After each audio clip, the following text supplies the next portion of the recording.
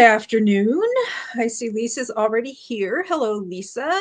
She said, hi, everyone. Hope everyone is having a good week so far. Look forward to today's midweek motivation. Me too. I'm bargain counter argument, aka sock marionette, or am I sock marionette, aka bargain counter argument? Who knows? Who even knows? I'm a middle-aged lady in a tiara, and I talk about books and host live streams. In fact, I've mostly been hosting live streams. I don't deal well with summer heat, so I'm kind of taking a vacation from doing recorded content. I have a lot of ideas. I just haven't felt like being on camera. So I thought I would do something a little differently today because this is something I had a lot of fun last week when I read the first 50 pages or so of Dangerous Sentiment by Lynne Erickson. This is Harlequin Superromance, number 231, that was released in October of 1986. I believe there was a stock market crash that month, but that wouldn't be in the book because she probably wrote it several months ahead of time. Anyway, and last week you guys helped me pick it out over the course of like 2 weeks. And last week I started reading it and I was sharing some stuff from it with you and I liked that. And Lisa said, Sock should read us a story, or Lisa, you said something about like, I should just read a book, like with my commentary, I would assume. And I was like, maybe I should do that. And then as I was thinking about it this week, I was like, oh, I should come back to this book and finish it so that I can recap it for midweek motivation. And then I thought, why don't I read it during midweek motivation? Story time, says Lisa. Exactly. So I have not read any more of this book. And what I will do is, except for the 10 minutes of yuck, because I do have actual yuck that needs to actually be done by actual me, which is going to actually suck. Anyway, I will do the 10 minutes of yuck, then I will come back and we can chat and people can say what they're up to, how their day is going, how their week is going. And then I will recap the book, what's happened in the first like 50 pages or whatever. And then during the longer sprints, I will read and report back in the interstitial time between sprints. Interstitial. It's a big important word that means between stuff. Anyway, my week is mostly going okay. The problem is I hurt my knee Monday night. And so I'm hobbling around like a hobgoblin. And that means that's why I'm like not really looking forward to the 10 minutes of yuck, because I have both the trash and the recycling bin out at the curb. And my mom's back is paining her. My knee is paining me. Now, my mom did go out, just like she just got back a few minutes ago. She went out. She needed to do something at the post office. But she went to the post office and that was like it. That was all she could do. So somebody's got to bring in the bins and that's going to be me. And that's going to be some hobbling. And Lisa wants to know, are you still marking down places on the map? I am. Thank you for reminding me during the 10 minutes of yuck. I will fetch the map and the pins. And Gwen says, aren't we fancy? I don't know in what this is in reference to what. I don't know. Trash bins, bum knees, my beautiful tiara. I don't know. But yes, fancy indeed. Fancy is the name of the game. So yeah, so that's what I will be doing. I will, during the 10 minutes of yuck, I will do that stuff.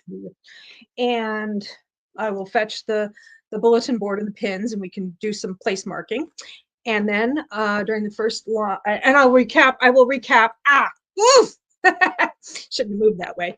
I will recap A Dangerous Sentiment by Lynne Erickson so far. And then during the longer sprints, I will read that and update you. And Wyoming says, Barkity, I made it. Oh, I'm glad because I have a special Barkity guest to say Barkity to you and Silly and everyone. And that is Pluto. Look at him. Isn't he adorable? He is old, very old. Some neighbor or an aunt or a cousin or something got this dog, Pluto for my dad when he was in high school, which would have been in the 1950s.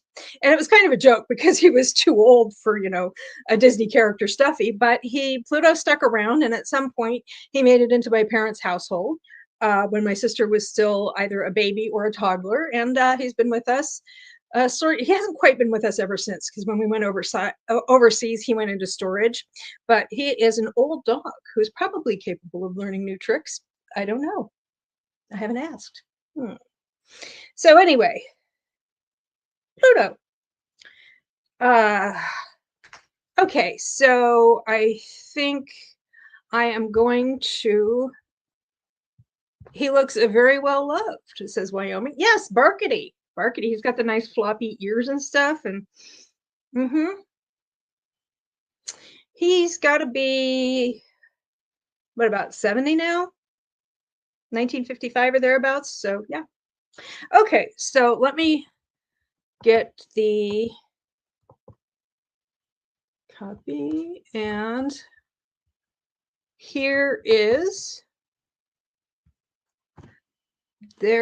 the link for the river 105.9, and we're gonna do 10 minutes of sprinting. So that's going to be sprinting until 16 minutes past the hour. See you in a bit.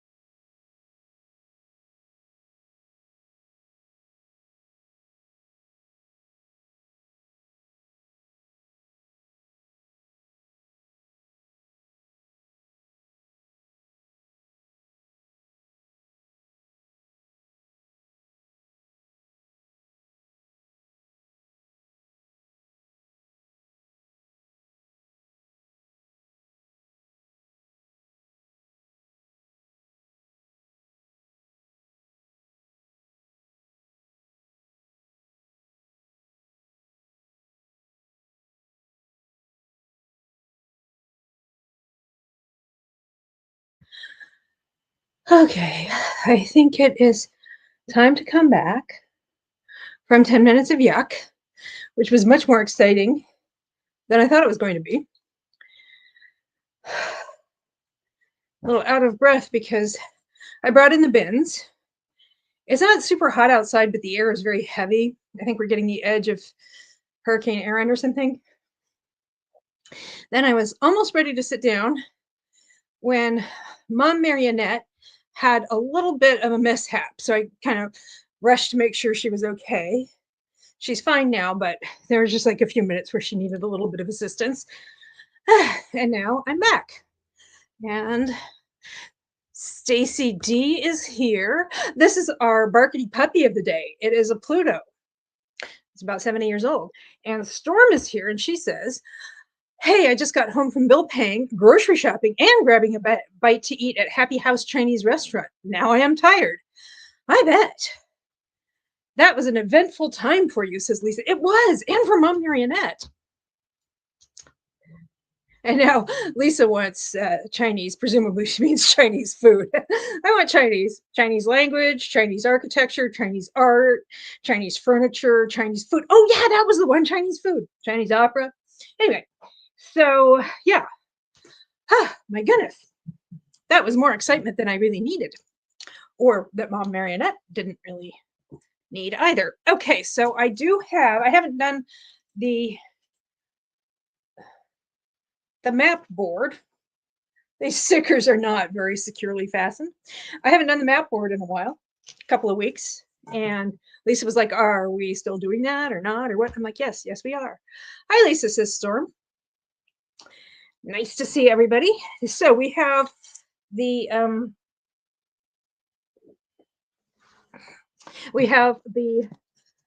big board of the United States and Canada. And let me see. This book, A Dangerous Sentiment by Lynne Erickson, takes place in Cape Cod and Boston to a lesser extent. Let's see. And I think I'm going to, there was already a pin for Boston. So I'm going to take that small pin out and put in a big pin.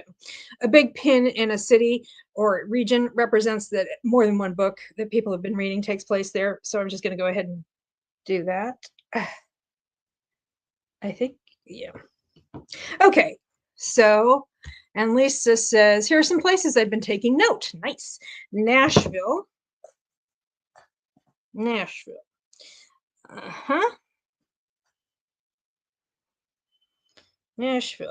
Tennessean is 10 believing.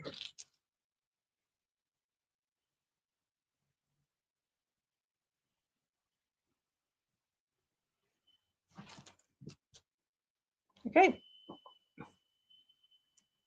Nashville.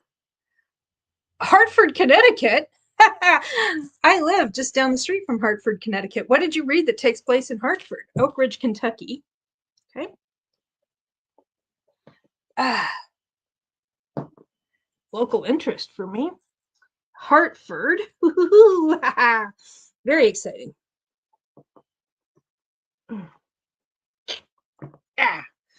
San Diego. We don't have any San Diego yet.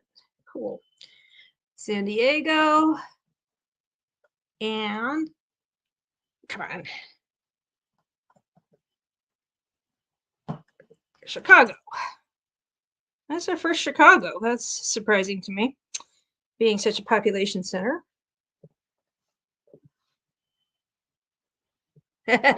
Storm says, I don't know what city my book is. I only know they are Texas Rangers, so Texas.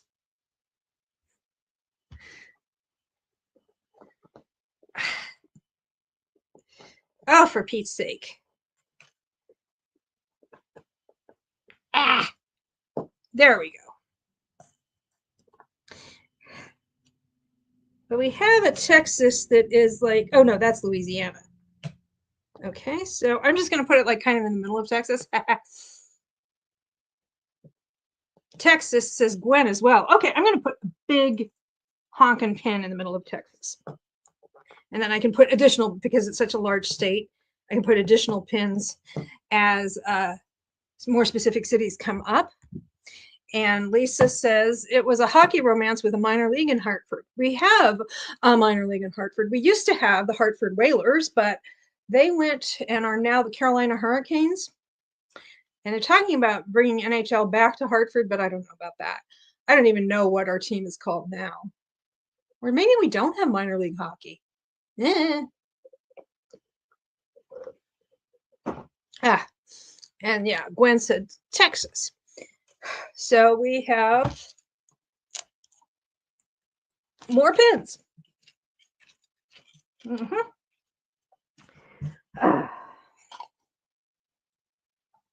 Now that I have done the thing, like I said, I went outside, I did the bins, which my knee, it was good to move it around. It was kind of a little bit twingy and painful, but you know, it's nice to give it some exercise. It's not that hot today, but the air is very heavy, like I said, because we're getting the edge of, I think it's Hurricane Erin. And now that I did not get a chance to take care of my clean laundry, but that's okay because it's been sitting there for about 24 hours or so now, and you can wait for another 24. I mean, I have already done some of it. Like the linens I've done. It's just okay. Anyway, the point is, it is story time with Sock. Are we ready for this action? A Dangerous Sentiment by Lynne Erickson. Once again, this is Harlequin Superromance 231, October 1986. And you guys helped me pick this out over a course of like 2 weeks. Lisa says, yes, I've been waiting for story time. Well, are you sitting comfortably? Then we'll begin. Okay, now I'm going to read the back of the thing. I'm actually...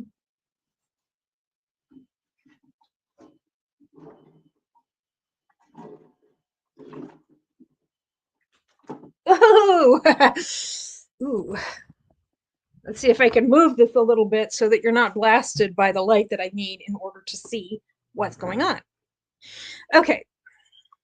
Okay, the light's a little uneven. That's okay. So I just need to, like, I want to read word for word the summary on the back. She knew too much for her own good. Daphne Farway's fiancé, a Secret Service agent, was dead. And she was sure his demise had been no accident. The official story, as far as everyone's concerned, he died from somebody broke into his apartment and to burglarize his apartment, broke in, shot him, and left without actually stealing anything. She's suspicious.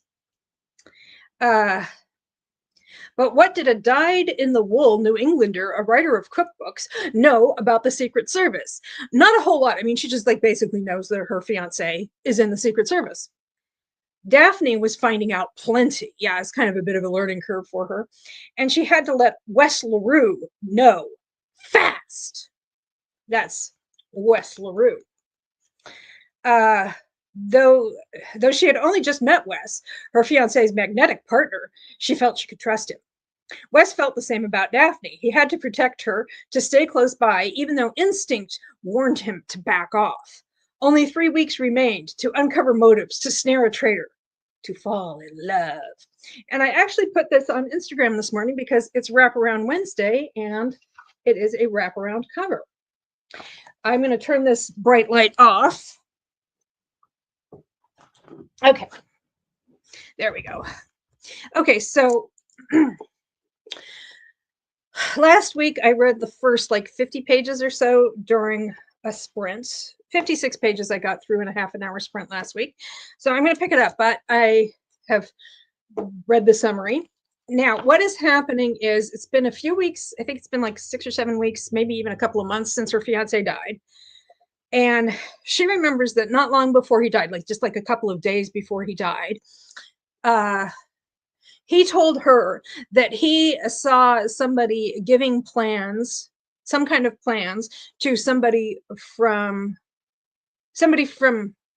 an American, giving plans from his office, the Secret Service office, to somebody from the Russian consulate or embassy. I think it's consulate because we're in Boston. This is Martha's Vineyard. And and he works in the field office in Boston.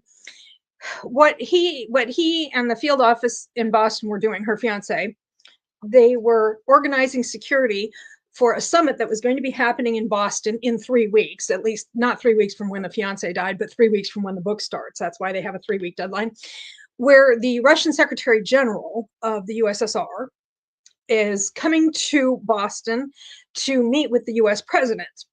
And he is supposed to be, he's got an original name, I can't remember what it was, but he's basically a stand-in for Gorbachev, Mikhail Gorbachev, who was the Secretary General of the Union of Soviet Socialist Republics in 1986, who was a younger, reform-minded dude who wanted increasing openness, glasnost, and perestroika, economic reforms, like moving kind of maybe away from centralized authoritarian economic control, and more openness, transparency in the Soviet government.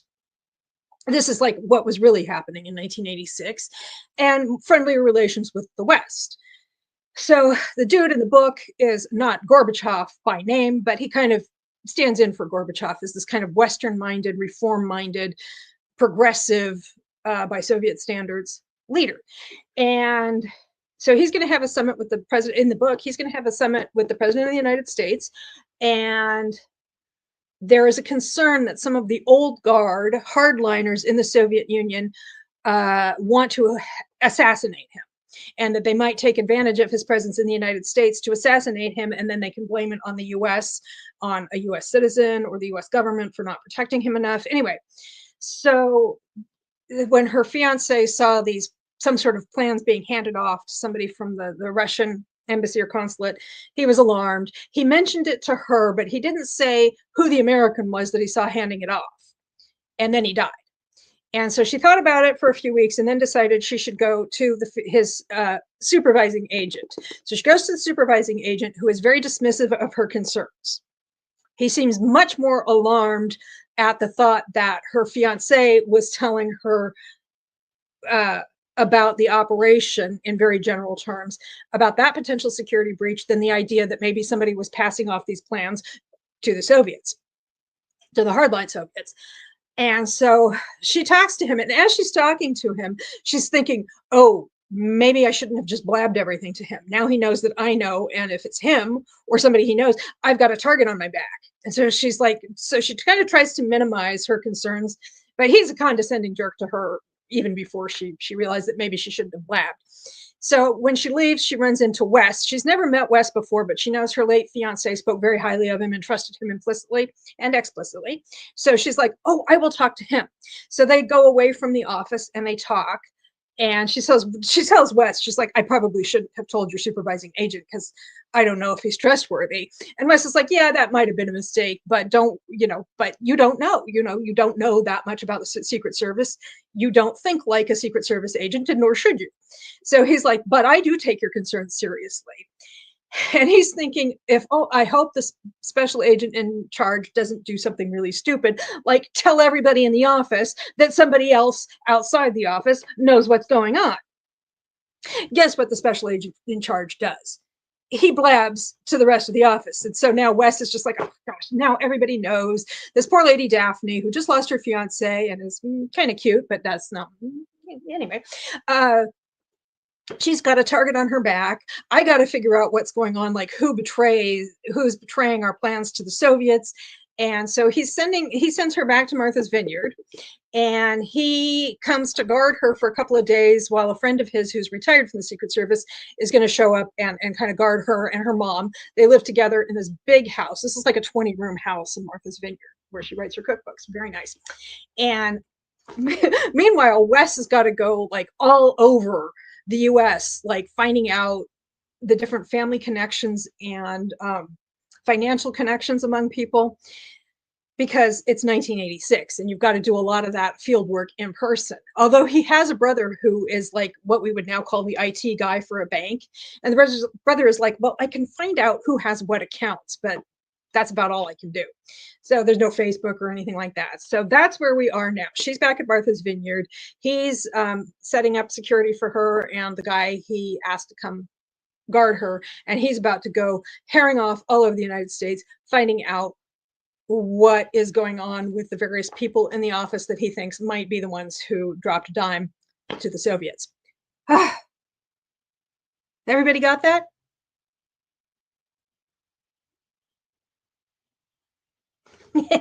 So now I propose that we do a 30-minute sprint, which would take us just about to the top of the hour, and a couple of minutes.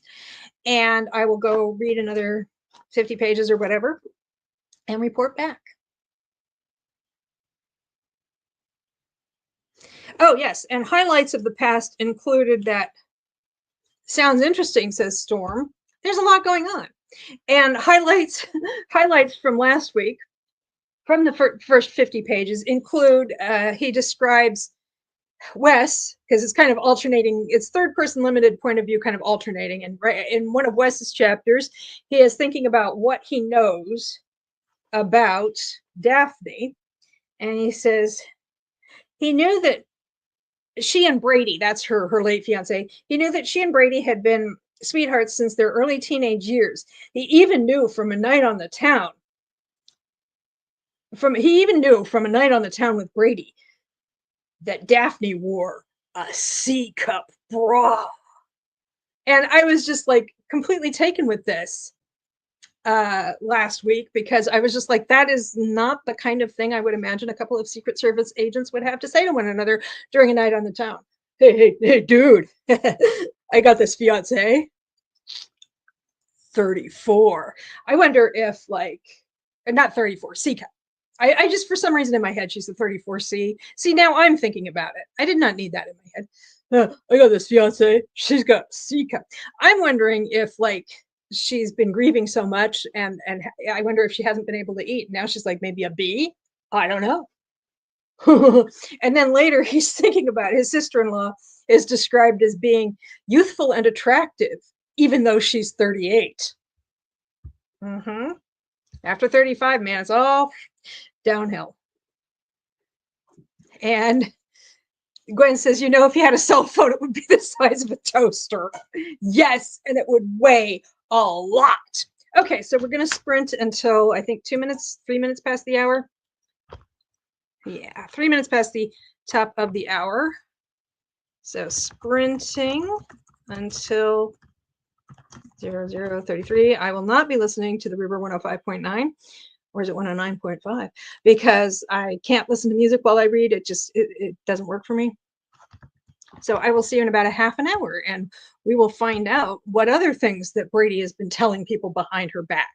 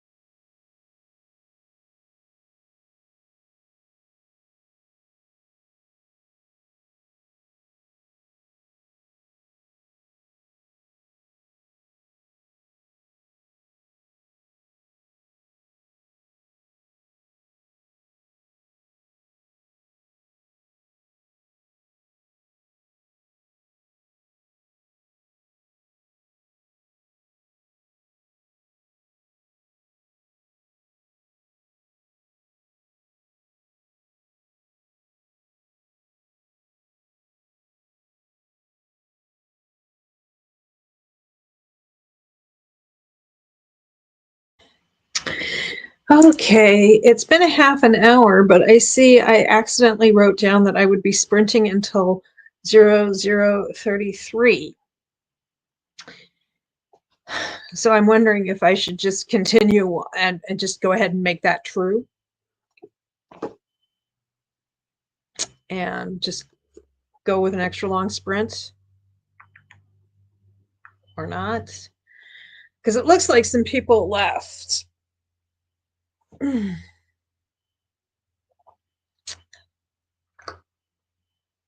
So yeah, it's been a half an hour. Oh, okay. Totally up to you. Totally up to you, says Lisa. I'm fine with a long sprint. Gwen says, I'm here. Appreciate it. And Storm's like, oops, LOL. Okay, well, actually, a couple more people came back because I know sometimes people will leave because they've got stuff to do and then they come back when they know the sprint is up. So I'll go ahead and do the recap. I read another, not quite 50 pages because I had to do some fussing around. I'm on page 102 now out of 300. And my goodness, a lot happened. So they're at Martha's Vineyard, and he's staying overnight with them before he goes off to do his field work, looking to identify the weak points of the three suspects to see which one of them is the actual traitor. I'm still here with Silly, says Wyoming. Barkety, barkety, barkety. I'm here with Pluto. Anyway, so he stayed overnight with them in Martha's Vineyard, with her and her mom in Martha's Vineyard, while he was waiting for his retired friend to show up. And like right after he got there, she's like, I'm making fish chowder. Why don't you help me? And she basically said she didn't want him to go without her to do this field work. She's like, it'll be easier for you if I go with you. And he's like, but you'll be in danger. And she's like, I'm going to be in danger no matter what. And she said, this way, she says, just tell me what to ask people in the field.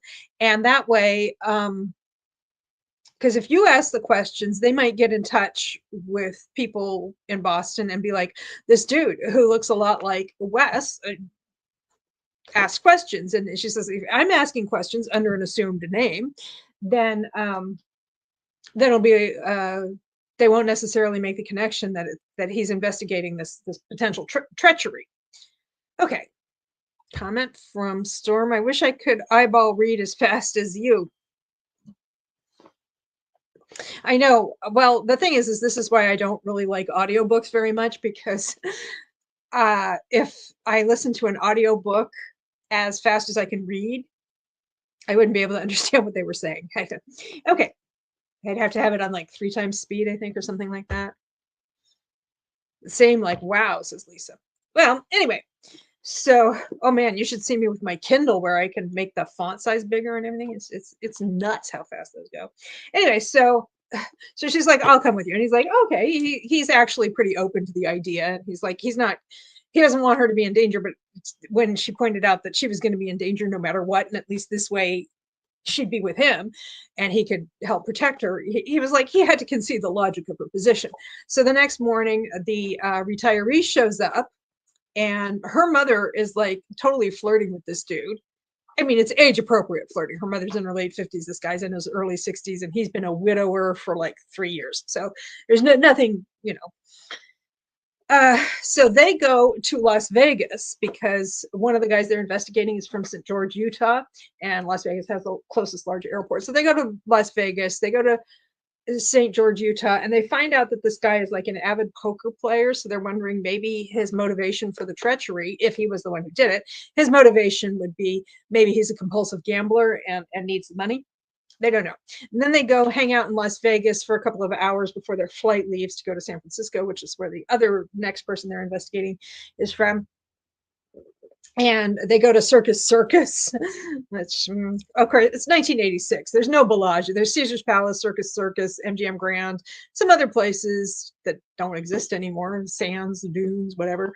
There's no Luxor. There's no Bellagio. He stakes her like $1 in quarters, and she plays the slots, and she wins $25, and then I think she wins $25 on the $1 that he staked her. So then it's time for them to catch the plane. So they have a good old time.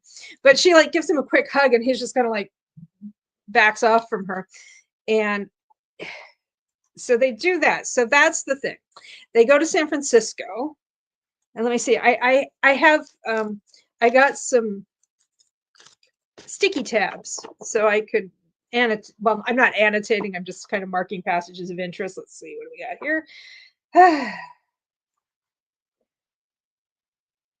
Oh yeah, we have our first jump scare on page 63, because this is when they're still in Martha's Vineyard, and she hears a thump in the night and she goes investigating, and it turns out that he was just securing the windows, didn't realize she was awake. So that wasn't very, actually not all of these are going to be golden. Let's see. Oh, and he's kind of like has this "you're not like other girls" moment, or not like other women, because the way she's so enthusiastic about, like, when they're driving from Las Vegas to St. George, Utah. She's like absolutely enjoying the scenery, and she says she's actually never been out west before, and she and her fiance Brady we're talking about going to the Grand Canyon. She'd never been, and he's like, "Oh, it's so nice to see that you are enthusiastic about things and you don't pretend to be blasé." She's like, "Okay, dude, whatever." Okay, so she's not like other girls. And let me see. Oh, then when they get to San Francisco, she can't sleep because she's like, "I'm attracted to Wes. Does that mean I'm an unfaithful fiance?" Because her fiance, it turns out, he's only been dead for like a month. And but she's also like, she was not as physically attracted to her fiance, whom she loved very much, as she is to Wes. So whatever, man. Anyway, so she can't sleep when they're in San Francisco. They have a joining room. She can't sleep, so she orders brandy. And when the room service waiter brings it to her, Wes hears them from the other room. He's half asleep, and he comes barging in, waving his gun around. And the room service waiter is like, "You can't tip me enough to deal with this," and he runs away. It's a little hyper vigilant there. He's like, "I was half asleep." Anyway, and in San Francisco, what she finds out about the San Francisco suspect is that he went to Boston. When he was living in San Francisco, he had a live-in girlfriend, but she was a Russian. She worked with a trade delegation or something, and he wanted her to defect, but she wouldn't. And she went back to Russia, and he went to Boston. So he's got a potential connection with the Soviets. Mm-hmm. So that's where we are now. We're in San Francisco, and we've just learned this about the San Francisco dude. So what are other people up to? Work, reading? Reading is work. Work is reading. For lunch, I got some this stuff you get at Aldi. It's like chicken pad thai, and you get the thing with the noodles and the sauce and the chicken. I added some vegetables to it, and that was our lunch. So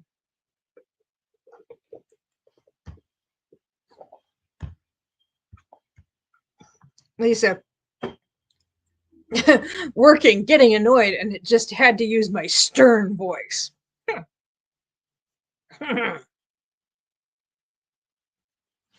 uh, okay, well, if folks are working and stuff, maybe it's time to have another half-hour sprint, and I'll see how much further I can get.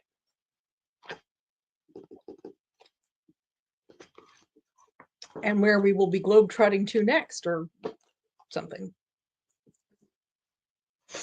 Okay, so Lisa says I should make that face when I use my voice. Well, it's like method acting. It's like if you're smiling while using the stern voice, it's just, even though they can't see you, it's just not going to carry the same weight. Gwen says, remember when Clarissa's story and knitting. Nice. Okay, so a half an hour. This time I'll write down the correct amount of time. Sprinting until 00:42.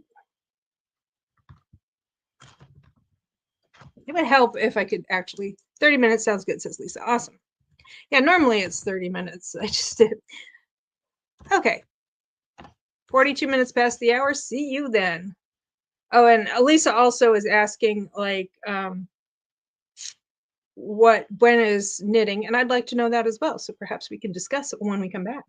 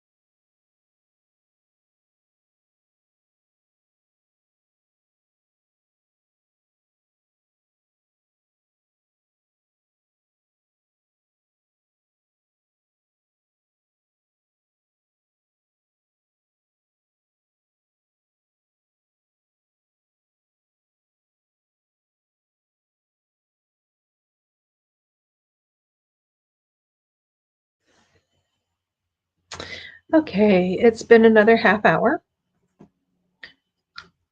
And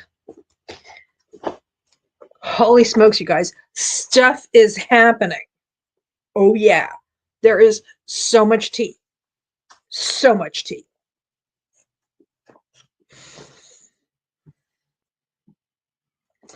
Also, in anticipation of the story time, I got some sticky tabs in some very nice colors, which you can't. Unfortunately, they're not showing up, at least as near as I can tell, they're not showing up very well. Is anybody here? Oh, okay. The viewer count is like all over the place and not terribly accurate. Okay, but now it says there are people here. For a while it said there weren't any. Okay, anyway, so oh my gosh, you guys. Oh my gosh. Stuff has been happening. Let's see, during the half an hour, it was breakneck. I am now on page 168, so a little bit more than halfway through.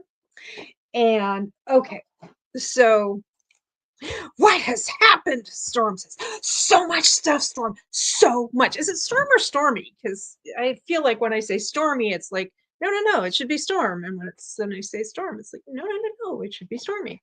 Anyway, stuff has happened. Okay, so first off, while they were in San Francisco, I forgot to mention this, in that when she ordered brandy at like, I don't know, 1 o'clock in the morning or whatever, and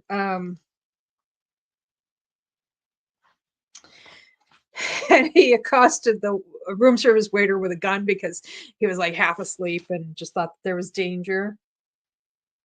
Let me see. Well, they actually did a little bit of making out. Storm says, either way is fine. My name is Storm, but my channel, Storm or Stormy, but my channel is Storm, so I go by Beth. Oh, Storm would be a nice name too, but I think that was just a simple, what you would call it, transposition. Okay, so like they actually do some making out that night in San Francisco. And he says,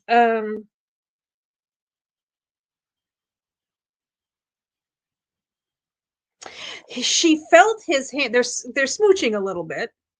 Stormy, yeah, okay. They're smooching a little bit. Then she felt his hand moving over her breast, lightly cupping its heaviness. And while I was reading it, I was thinking, oh, he copped a C cup feel. I know.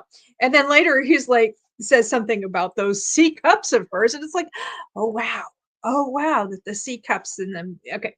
So anyway, so I think when last we left off, they had done some investigating of the Walter, the guy who is originally from San Francisco.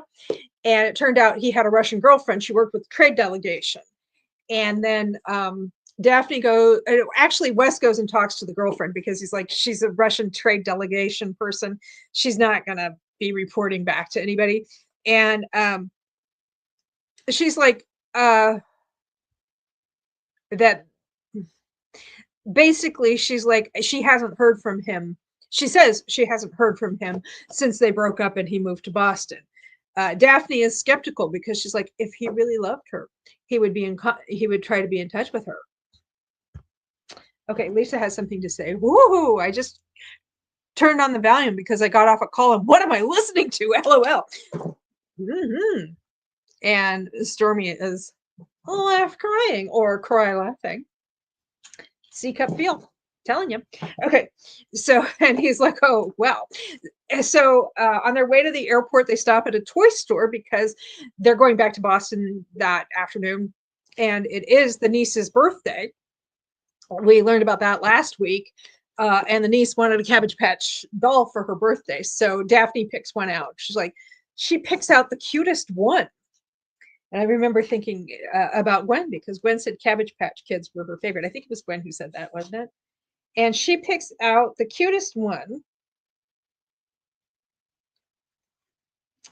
And let me see. Of course, they have the adoption papers because that was the thing with Cabbage Patch Kids. Yeah.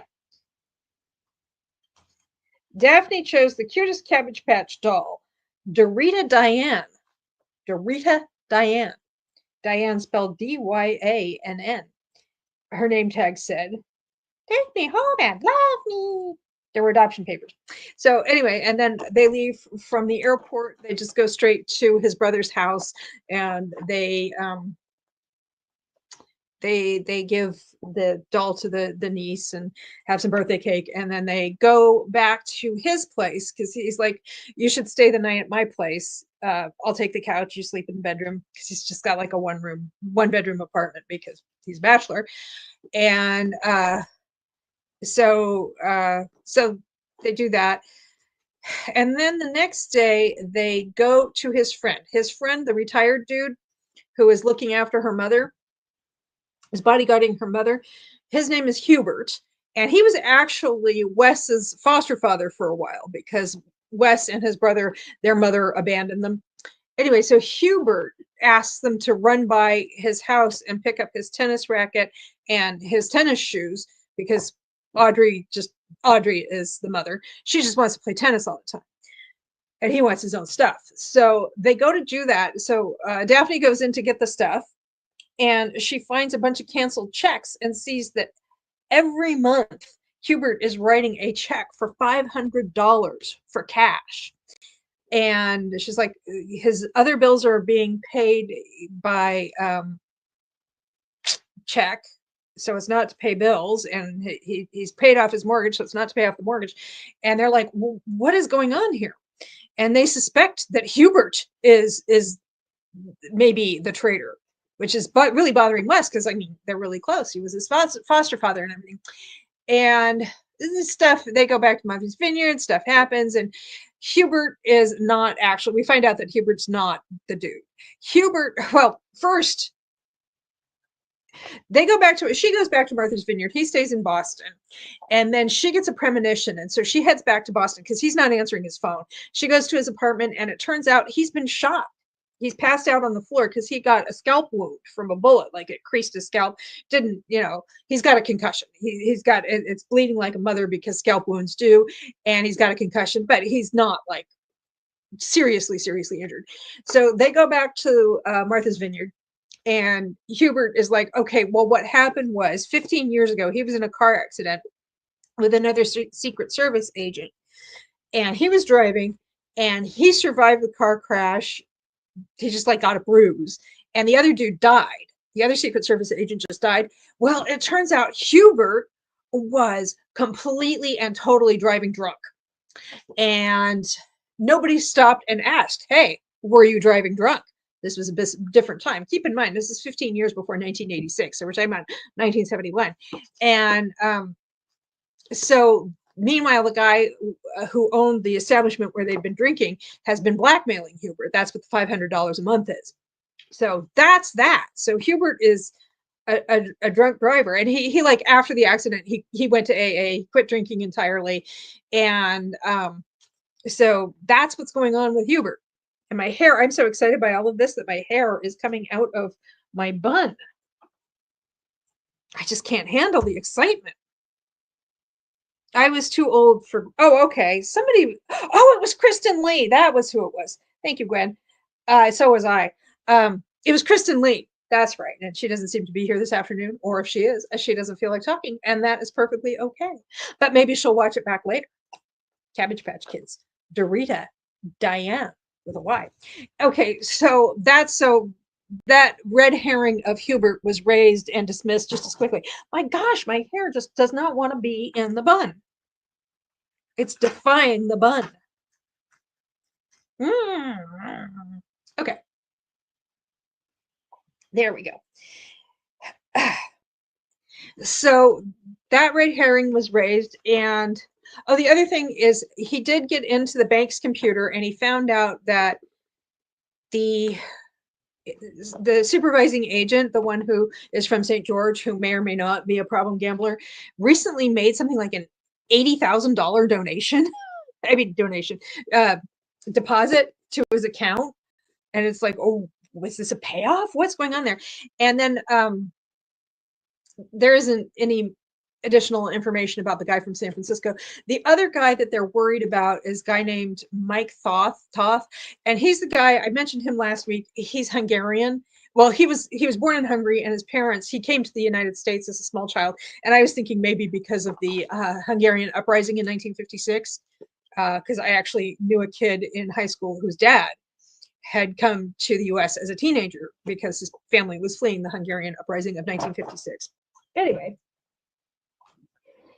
and the only thing that they found out from that they know about the Hungry guy is, well, they talked to his neighbors and they were like, he's a big Hungarian nationalist, which that would track with the idea that he left Hungary after the Hungarian uprising of 1956.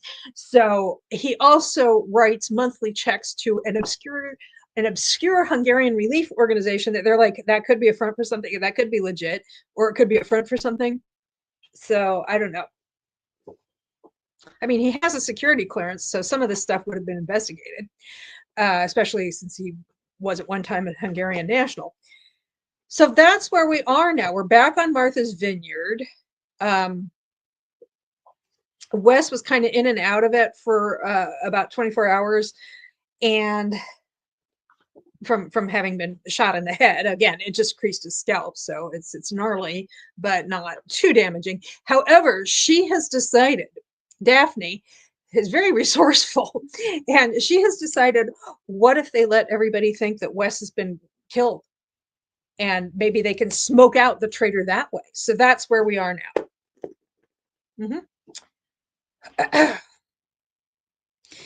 Yeah, and in terms of the relationship, she's starting to think that, she's continuing to feel like, what is the deal with me being attracted to this dude in a way I was never attracted to Brady, the dead fiance? And she actually says to Wes at one point, she's like, well, my relationship with Brady, it was so safe and comfortable, and I loved him very much, but he was kind of like my dad, because I don't know, her dad's dead, kind of like a father figure in terms of how she, I was like, that's weird, because like she and her Brady were like the same age, and Brady was not super mature. I got a girlfriend. Guess what size bra she wears? Anyway, and so they're kind of like starting to try to keep their distance a little bit, because it's weird. It's really, really weird. And they both realize that it's really, really weird. I'm wondering if it's going to turn out that the fiance was actually the traitor, and that he told her that he witnessed the handoff of information, like in case anybody had questions, she'd be like, oh yes, he told me he saw something suspicious. I don't know, because I think they've got to do something to like discredit the fiance, maybe to make it okay that she's moving on this quickly, or maybe she just has quick emotional turnaround. It happens. This is what happens. I mean, there were a couple of other books in that haul where it was like somebody was a widow. There was one where she was like a widow, and her late husband's identical twin brother or fiance, his identical twin brother steps in. Again, that was something related to intelligence and national security. So yes, it's all very, very exciting. At least I think so.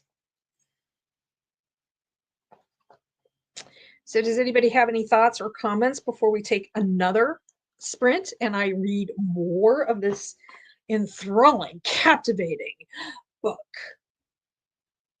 Also, this is one of those things, when they go to his brother's house for the to drop off the birthday present and give his niece many happy returns of the day, it turns out Nancy, the attractive, considering she's 38 years old, sister-in-law, he had actually given her one of Daphne's cookbooks for Christmas or birthday a few months earlier, because he knew about Daphne's cookbooks from working with Brady. And so Nancy's very excited to meet her, and she's like, oh, I love your cookbook, and she made a couple of things. The blueberry cobbler was really, really good, and then she's like, but I can't get the clam cakes to come out right. I wonder, maybe you can help me figure out what I'm doing wrong. And then it's not pursued any further. What was the problem with the clam cakes? I want to know. But not plot hole. plot thread that's just dangling. What was wrong with Nancy's clam cakes? Ah, I'm having trouble. There we go. That was a lot, says Lisa. I know. I read like, I don't know, 60 pages or so. And man, stuff is happening. That's why I'm kind of like, maybe we should start another sprint because I want to know what happens next. Oh, oh, I forgot. When they're tending to Wes's wounds, when she doesn't undress him, they get a motel for the night, and then before they go back to the vineyard because they got to wait to catch the ferry. And when they get him back to the house on the vineyard, he they're kind of she and her mom actually, because Hubert's still like, anyway, they undress him like to try to make him more comfortable, and she's like trying not to look too much, but she kind of has to because she needs to. And he's wearing red bikini underwear.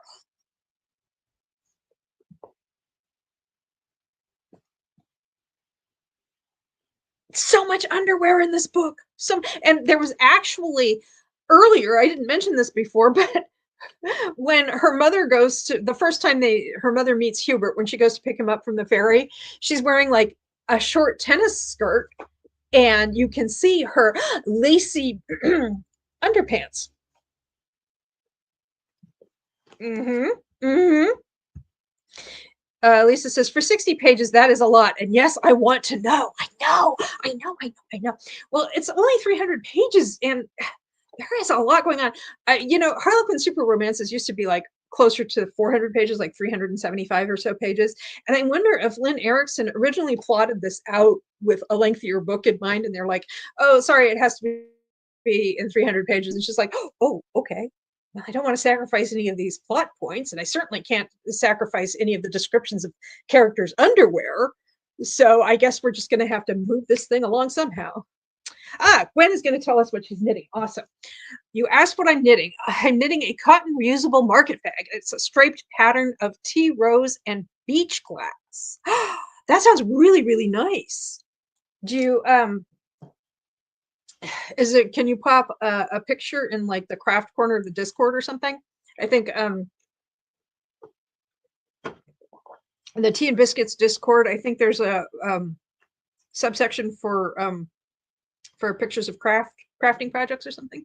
That would be lovely to see. Storm says LOL. I know. It's LOL, and yet she is Daphne is just very endearing, very appealing, and Wes is not too bad either.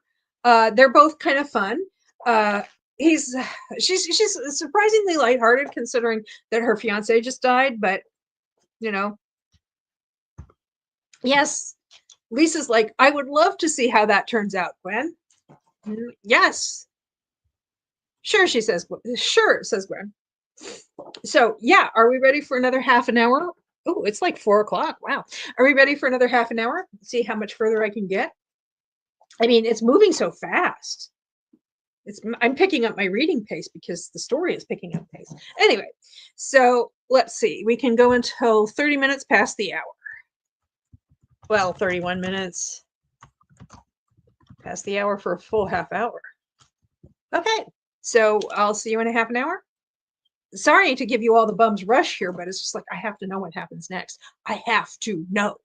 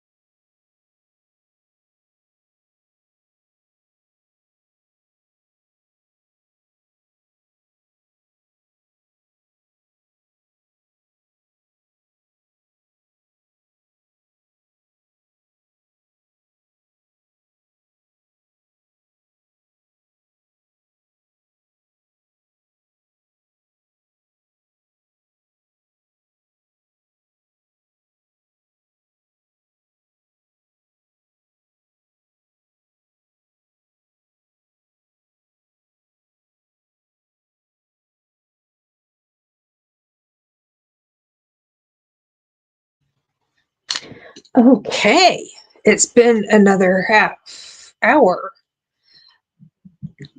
It doesn't feel like it's been a half an hour because, oh boy, oh yeah, melodrama time. Now, I think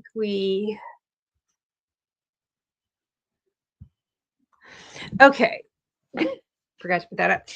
Nicole is here. Hi, Nicole. She says, hey, friends, grabbing my book to join y'all. Awesome. I'm going to skip over Lisa for now just because Gwen has told us that the photos are posted in the Tea and Biscuit craft tag. This is Gwen's knitting project. She's making a shopping bag, and it sounded really cool.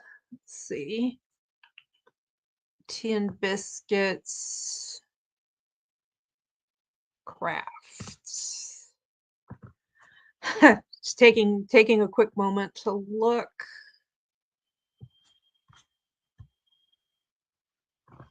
Oh, that's cool. That's really pretty. Very nice.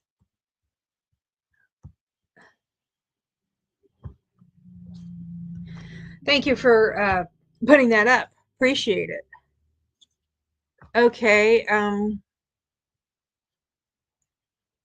Hang on a second, because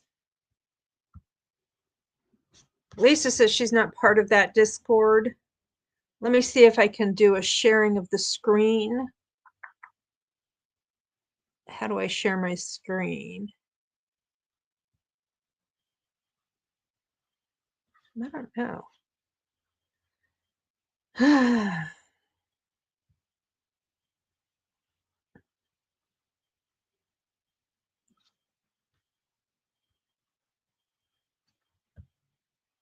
I don't know how to do that, how to share that. Okay. Does it say present, says Storm? Present, oh, presenter invite.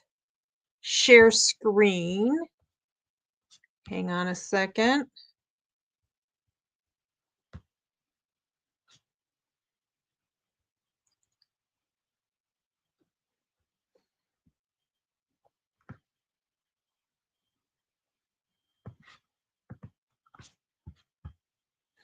Okay, since I can't see what's happening when I'm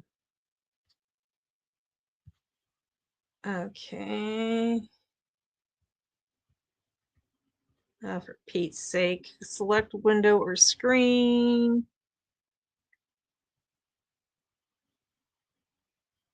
I don't know how to do this. I can't figure this out on the fly, so sorry about that. It says click the screen you want to share. Hang on a second. Ugh. This is flipping me out, and I don't like it. Okay, select window or screen. Not now.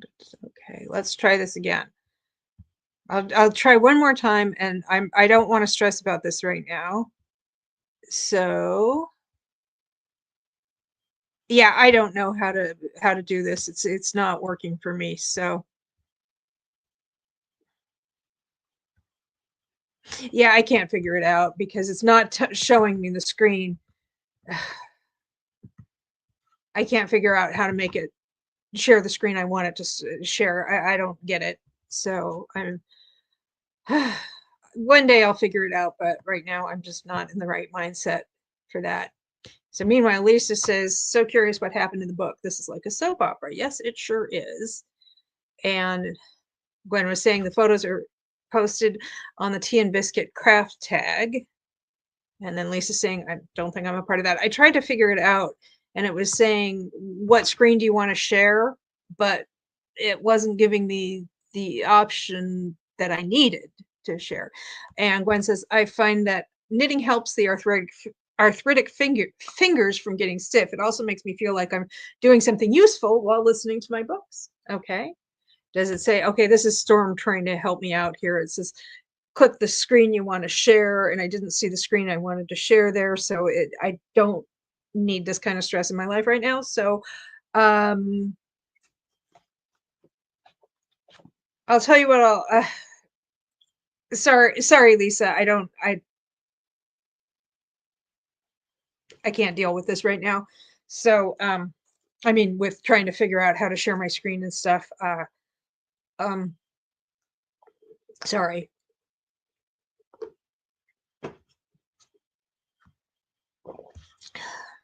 And my browser's okay. Just can't deal with it right now. Sorry. Okay, but I think my brain is still in 1980. No problem, says Lisa. Not a big deal at all. I'll see if I can maybe do something to share them with you via DM after the live stream. Gwen says, just update us on this story. Yes. Um, okay, now, yes, because I think part of my problem is that in my brain, it's 1986. Well, for one thing, we've got a hurricane showing up. This is actually kind of almost in real time. They had 3 weeks to figure this stuff out. It's been a week and a half. And now, actually, the Soviet premiere is going to be here on Labor Day weekend. And it's only a week and a half to Labor Day weekend. So it's like it's taking place exactly 29 years ago, 39 years ago. I don't know. Math is not my friend right now. 39 years ago. This is almost Labor Day weekend, 1986. Okay, so she's got this wacky plan where she and Hubert have figured this out, and Wes reluctantly signed off on it. Let's see. Oh, I bet if you signed on to Discord on your computer in a browser, it would have worked. Yeah, I would. I don't. I was on a browser in my computer, but it was a different tab in this browser. I don't. Dangerous sentiment. Okay, so anyway, so when last we left off, she was like, "What if we let them think that you're dead?" And Hubert and I have a nutty scheme. And Wes is kind of reluctant, but he's like, "Yeah, we don't have enough time to do this like the right way. We're going to have to do something just like really quick and stupid." So, oh, and also he has since, so they decide that she's going to call each of the three suspects. That's their boss, Jerry, Mike Toth, the Hungarian dude, and Walter, the guy who had a Russian girlfriend. And so she calls them each and she says, I saw you murder my fiance and I need you to come talk to me about it. And so she schedules them for sequential visits to Martha's Vineyard. So first off, my scalp is itchy under the tiara. Anyway, first off, it's the Hungarian dude. And the Hungarian, well, he's not Hungarian, he's American, but born in Hungary. And he is like super, super offended, of course. And then she's like trying to blackmail him. She's like, oh, if you give me $100,000, just tell your Russian handlers to give me $100,000 and I'll shut up about it. And the idea is, of course, not that she wants to blackmail him. The idea is that whoever it turns out to be will try to kill her. So he's like super offended. He goes back to the mainland. And it turns out that in the meanwhile, Wes found out that his donations to the Hungarian Relief Charity, it turns out that that's a totally legit charity. He's fine, at least as far as that's concerned. And then Jerry, who is the supervisor, comes out and he continues to be a condescending jackwagon to her. But he's just like, oh yes, that money in my account that came from an old debt somebody repaid me for. So, but he's like a tough nut to crack, and she's not sure. She doesn't know what to think, and also she's kind of freaked out because lying is very distressing to her. It always has been. So, and she's also realizing that she's kind of accusing people of a pretty serious crime here. I mean, she's accusing them of treason, and it's heavy stuff.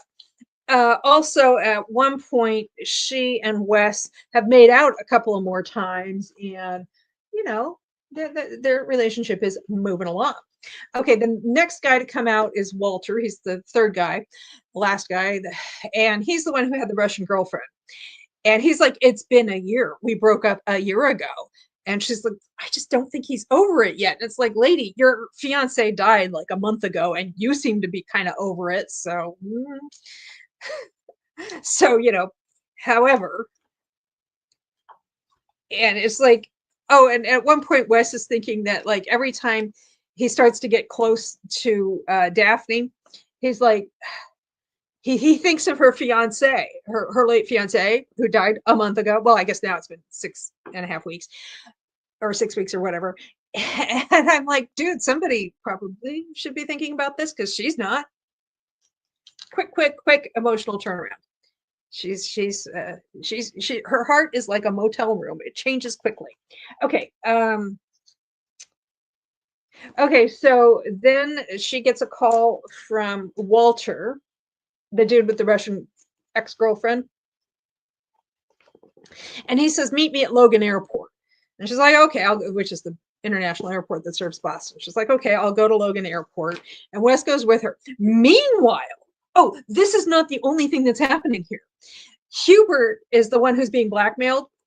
The guy who's he decides he's going to stand up to the blackmail. He's not going to give him any more money. Well, so the blackmailer is like, oh,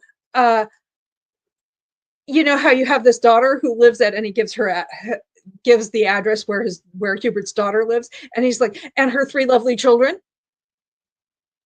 I didn't want to do it this way, but you give me no choice. So Hubert's frantically trying to get a hold of his daughter, and she's not answering the phone. So he's got to go figure out, like, is she kidnapped? Is this guy like trying to kill her? What's going on? So that's another thing that they have to deal with. And keep in mind, this is 1986. So there's a lot of finding payphones going on. And it's like, if nobody answers the phone, you're like, who knows why? Who knows? Are they just like in the bathroom? Did they step outside for a moment? Who knows? Oh, and there's been a couple more descriptions of underwear that they're wearing. Anyway, so she goes to the airport, and Walter, the guy with the Russian ex-girlfriend, he's like, oh, I have proof that I'm innocent. And she's like, okay, that's why I met you here. And he's like, no, it's in my car. You have to come out to my car. And she's like, okay, I guess. And she knows like Wes is watching everything that's happening. So she goes out with Walter to his car, and he shoves her in the car behind the wheel, and he pulls out a gun and forces her to drive off. And she sees Wes in the rearview mirror. So Wes knows what's going on.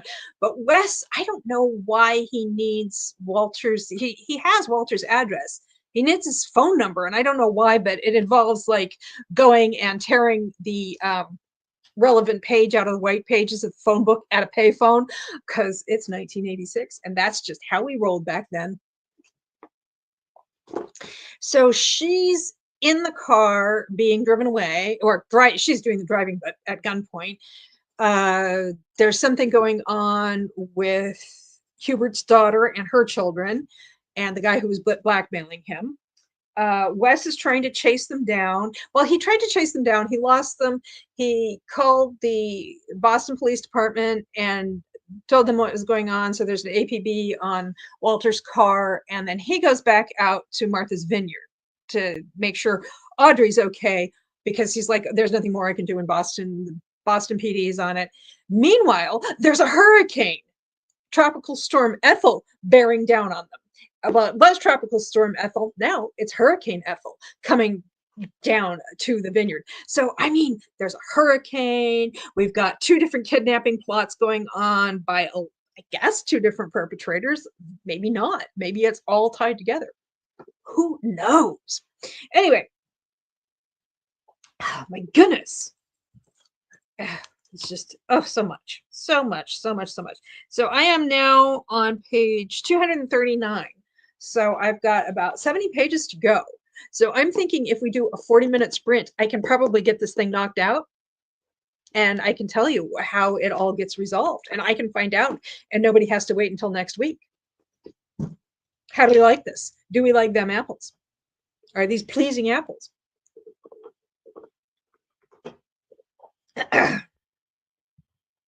Yes, says Lisa. I need to know this ending. It only takes one person. Okay, so let's sprint for until 20 minutes past the hour, and I should be done, and I should, excuse me, by then I should be done, and I can let you know how all of this was resolved. I still want to know what the Russian premier's underwear is like.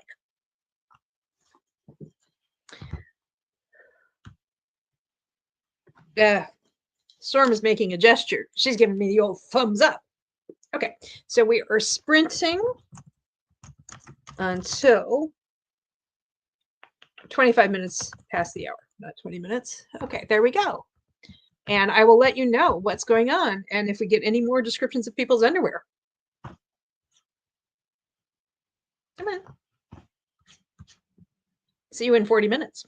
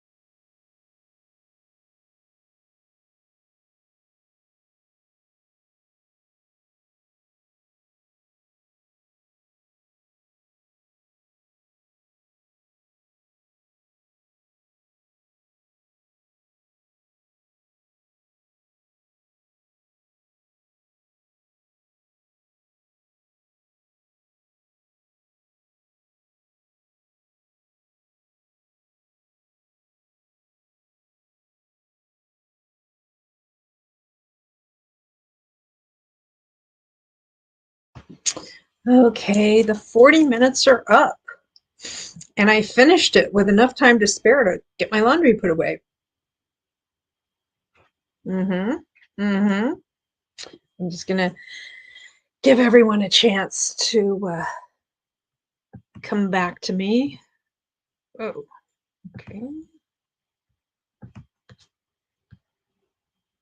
And then I will tell you what happened because stuff happened.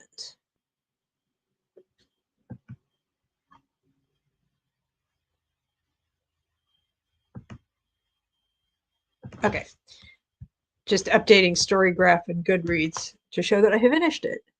What happened? How did it end? Asked Lisa. I am on the edge of my seat. Well, you might want to sit back. I don't want you to be so overcome that you pitch right onto the floor. That would not be good. Okay, so when last we left, Hubert's daughter and her 3 children were missing from their house, and the guy who was blackmailing him had threatened these children. And on the phone with his voice disguised, as he had always contacted Hubert. And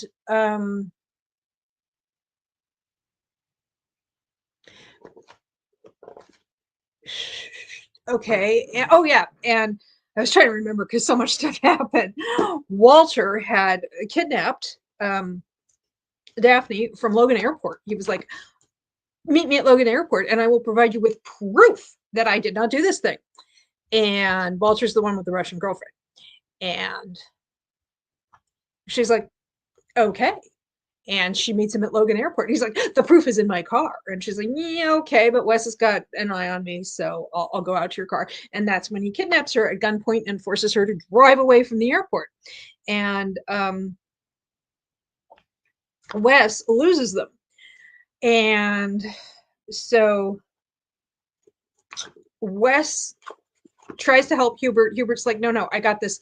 Go back to the vineyard and look after Audrey, which is Daphne's mom, while I try to figure out what's going on with my daughter and my grandchildren. And you just go back to the vineyard. We've already contacted the police, so you've done everything you can do on the mainland. The important thing is to make sure Audrey's safe. Well, then immediately, that was where I left off. And then immediately I get back and Daphne is safe and sound and back on the vineyard. And she meets Wes when he takes the ferry out to the vineyard. She meets him there. And it turns out that the proof that Walter offered was he kidnapped her at gunpoint, forced her to drive away from the airport, and then told her that that in itself was the proof because he didn't kill her. And he could have easily killed her if he were the one who were actually the traitor. He could kill her very easily. And the fact that he hasn't killed her means that he's got to be innocent. And both Daphne and Wes think this is unassailable logic. Walter even drove her to Woods Hole on the mainland so that she could, Woods Hole is the place in Cape Cod where you get the ferry out to Martha's Vineyard. And it's just like, oh yeah, this is legit. He kidnapped me at gunpoint, but didn't actually kill me. So that proves that he couldn't have been the dude. So then the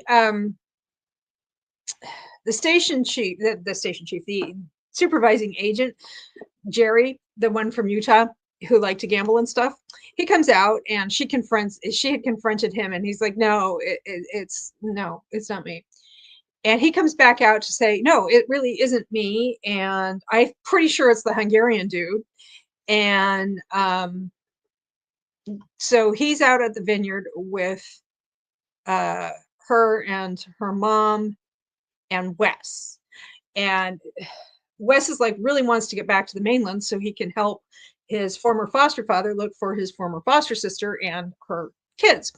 So he's like, okay, well, Jerry does, I don't know. He proves that it wasn't him because he reported, he had gone to Wes's house, to Wes's apartment, and seen that there had been shots fired, but Wes wasn't there. So he called the police. So they're like, oh, he called the police, therefore he can't possibly be guilty because why would he call the police on a crime that he himself had committed?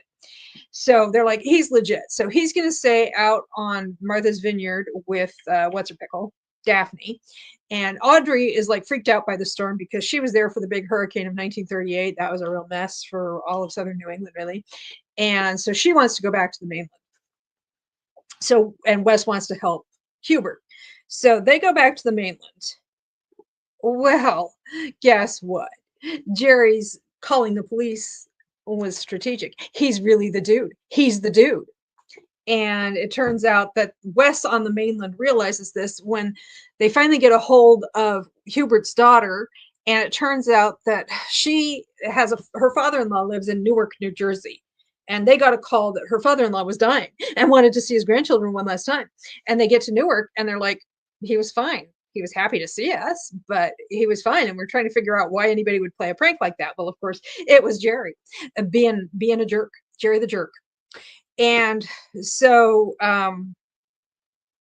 Wes manages to get through to Daphne on the phone and tells her, like, just pretend I'm somebody else and like hide from Jerry because he's the dude. So she hides and she grabs a gun that Wes had outfitted her with earlier. She grabs a gun, she goes and hides. And finally, Jerry like comes after her and she shoots Jerry. And then it jumps forward a couple of weeks. Jerry survived the shooting. She wasn't trying to kill him. She just wanted to defend herself. And Wes quickly showed up.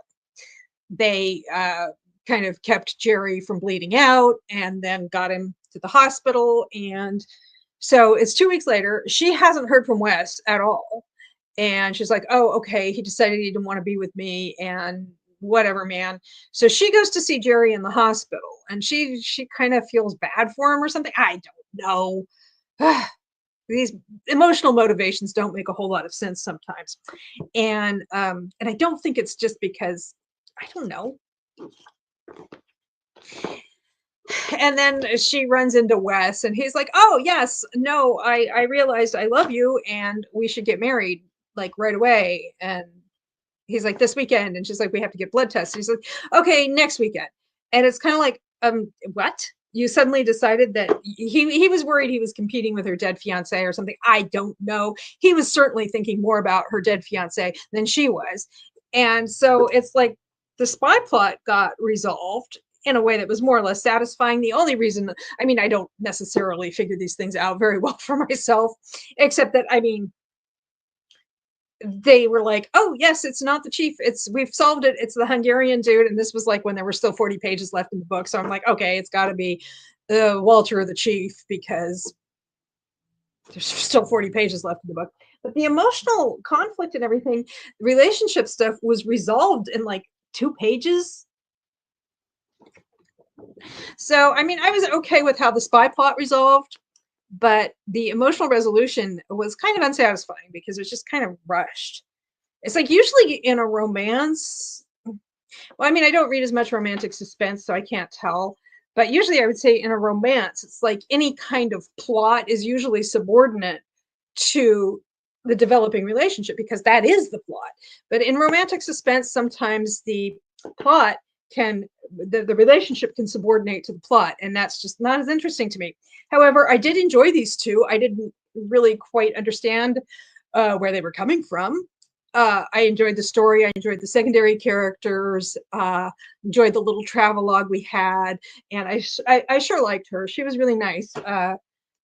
She was a lot of fun. And oh, and that's the other thing is she got a new publisher for her cookbook. But when she explains why she's missing her deadline because of all of these international spy shenanigans, they're like, you know what? We like the way you write the cookbooks, because she doesn't just write the cookbooks. She kind of interweaves tales of Martha's Vineyard and its history in with the recipes. They're like, well, we like the way you write the stuff of the cookbook that's not the actual recipe. Why don't you try to write this? Do a book proposal, give us an outline and a few chapters. And she's like, I don't know if I can do that. And they're just like, basically all you have to do is write what you said, because it's not going to be in the news because nobody wants to admit that that this kind of thing happened. So anyway, so that was kind of fun. And I liked her with her Princess Di haircut and, her C-cup gazongas. And I thought he was kind of fun. He had some like baggage from his past because his mother had abandoned him and his brother, and he was in these foster situations. And he actually served in Vietnam, but he's like, it really wasn't that big of a deal. I wasn't on the front lines. I was an MP, military police. So he was like, it was great, but it wasn't I didn't end up with too much PTSD out of the deal. His PTSD is more from his crappy childhood that he describes at one point as sordid. Not, because, yeah, abandonment and all of that. I just wish that the relationship had made a little bit more sense to me. Like how quickly she was like, oh, yes, my fiance just died. And now I have this new dude and it's lovely. And the way that then there's like this conflict that is keeping them apart. And he's like, she thinks he doesn't want to see her again. And I don't know.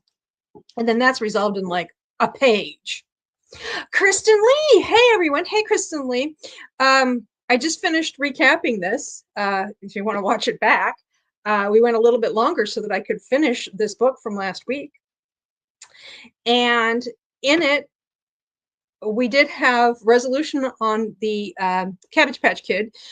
She helps him pick out the Cabbage Patch Kid for his niece, and they pick one called Dorita, like Doritos, but with an A. Dorita Diane. And the kid likes it. Oh, and speaking of his brother and his brother's family, we never did find out what Nancy was doing wrong with the clam cakes. We'll just never know.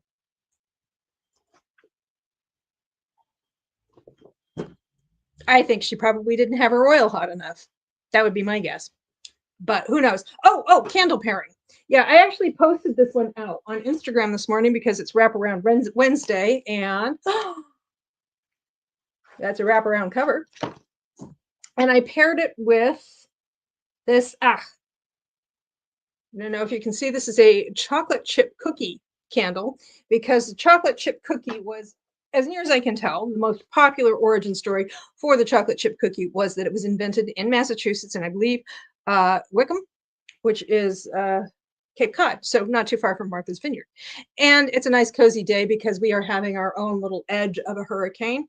So just a little bit of an edge. It's just raining, that's all. It's a nice cozy day to have a candle that smells like baked goods. So anyway, I had a good time doing the midweek motivation live stream like this with the book recap. I hope you guys enjoyed it too, whether you're watching it now or watching it back later. And I think I'm going to do this again next week. And I actually have a book picked out. Lisa says, that was fun. Yeah, I had a good time.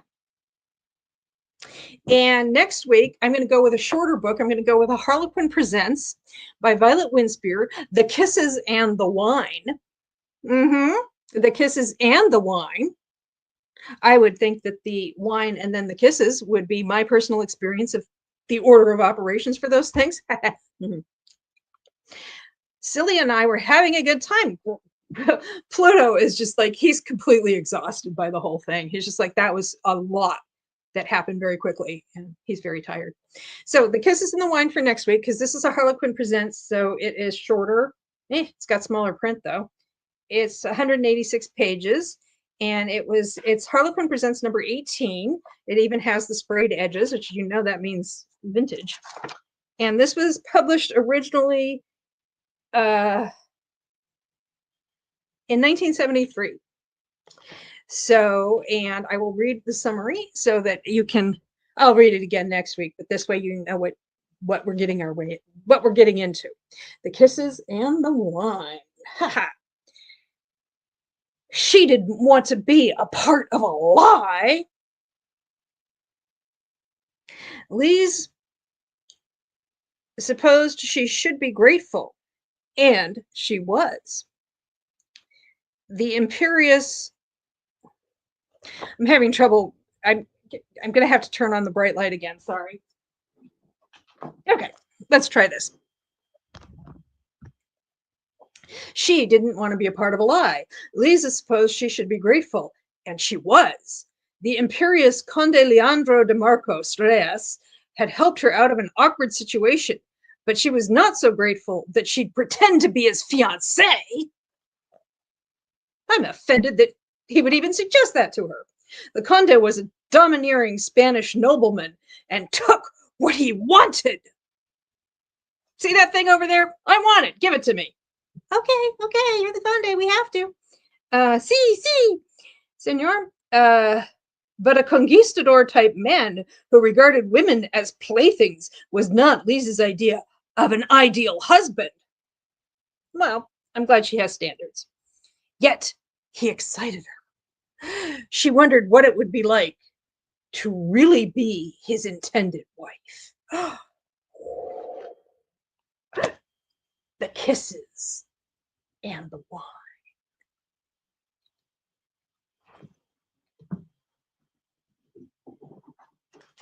So you know that if this dude is just like a bit much, even for like 1973, you know that 52 years on, he's really going to be a bit much. That'll be next week. I might be doing a live stream before then. It'll be kind of it'll be an evening thing because I exchanged book packages with somebody, and we were talking about maybe opening them together on a live stream. But it kind of depends on when they get theirs and when we can coordinate and set it up. So it's all very up in the air right now. But next week for Midweek Motivation, the kisses and the wine. And yes, this is my Spain book for the staycation. I mean, I finally finished the France book at least. I am so far behind on that.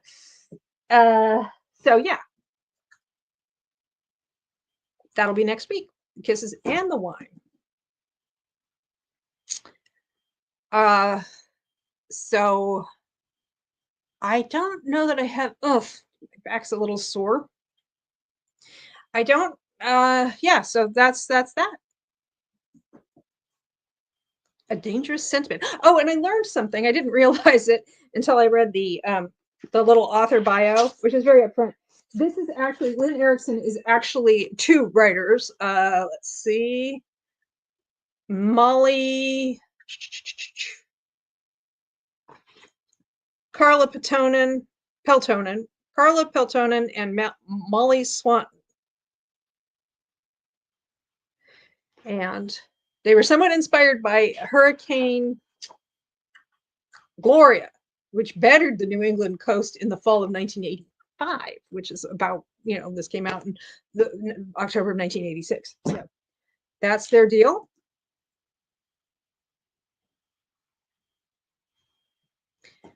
So yeah, that's that.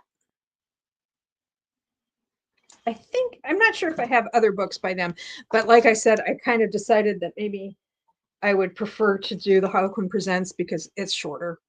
So does anybody want to say anything before I sign off? I mean, I appreciate everybody who joined me for the live stream, and anybody who's watching this back later, feel free to leave a comment in the regular comment section if you want.